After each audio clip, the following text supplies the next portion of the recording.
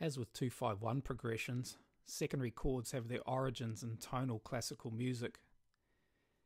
Secondary chords function on the premise that each major and minor chord, or extended major and minor chord, may be preceded by its own dominant, dominant seventh, diminished, or diminished seventh chord. In other words, any major and minor chord may be temporarily tonicized or treated as the tonic of its own key, and may therefore be preceded by either the dominant chord or the diminished chord found on the leading note of that key.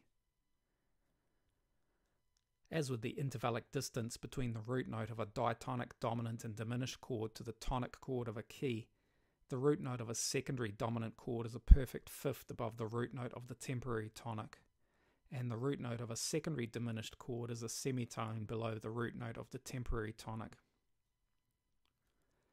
If we take the D minor 7th chord from the following progression in C major, for example, and temporarily treat it as the tonic chord of the key of D minor, we can precede it with either the dominant or dominant 7th chord from D minor, or the diminished or diminished 7th chord found on the leading note of the D harmonic minor scale. Notice that all accidentals from the key to which the secondary chord belongs must now be included in the progression. Treating a major chord as a temporary tonic produces similar results. For example, in the following progression in F major, temporarily treating the subdominant B-flat major chord as the tonic of B-flat major allows it to be preceded by its dominant, dominant 7th, diminished or half-diminished 7th chord. It can also be preceded by the diminished 7th chord from the leading note of the parallel minor key. In this way, both major and minor chords may be preceded by their own dominant, dominant 7th, diminished, and diatonic diminished 7th or half-diminished 7th chords, while only major chords may also be preceded by the diminished 7th chord from the leading note of its parallel minor key.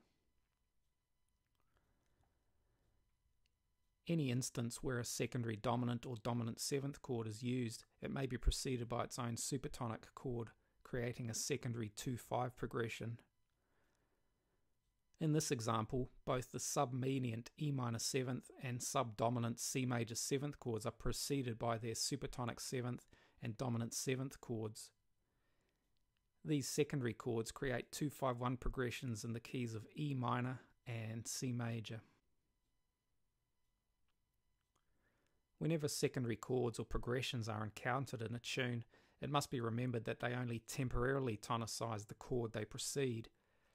In this way, they differ, for example, from the use of 2-5-1 progressions to effect modulation.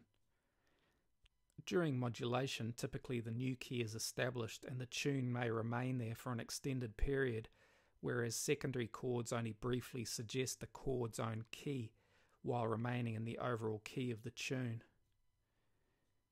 When determining options for improvising over these chords, therefore, these factors must be kept in mind.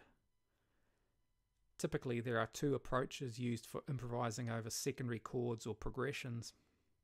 The first is to target the accidentals of the secondary key, while also using the notes of the main key. This is probably most effective when only a few accidentals are added in the secondary key. Over the following secondary 2-5 progression, for example, only B flat is needed to outline the secondary supertonic 7th and dominant 7th chords from F major, while a D flat accidental would also be needed if a secondary diminished 7th chord was used. In this way, the notes of the main key of C major are used, but the note B natural and D natural, if a diminished 7th chord is used, must be changed to B flat and D flat when improvising over the secondary progression. The second approach used for improvising over secondary chords is to think in terms of the key of the chord to which the secondary chord or progression resolves. In this way, the secondary key and its arpeggios, triads, and other harmonic and melodic resources may be used over the secondary chord or progression. Regardless of which approach is employed, the goal is to seamlessly connect the notes of the secondary key with the notes of the main key. I hope you found this useful. Thanks for watching. See you next time.